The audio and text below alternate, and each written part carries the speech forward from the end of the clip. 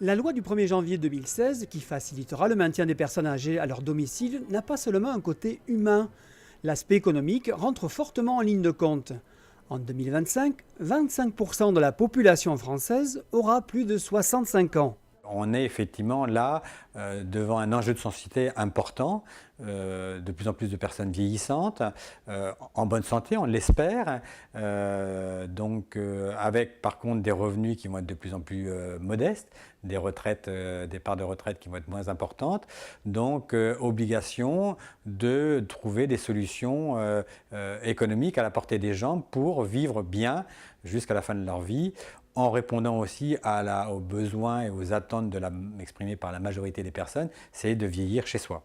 Cette perspective économique permet de créer de nouveaux métiers.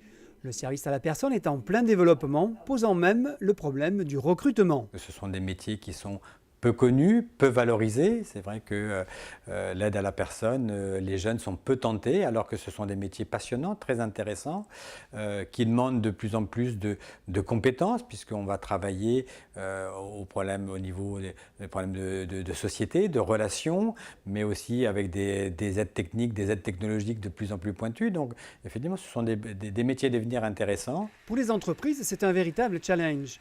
Elles doivent penser à la conception d'un produit qui ne soit pas à usage exclusif. Il faut penser, pour les fabricants, trouver des solutions qui soient universelles, qui ne soient pas stigmatisantes, pour à la fois trouver son public, le public le plus large possible, et avoir un usage qui soit effectivement pratiquement de toute la vie.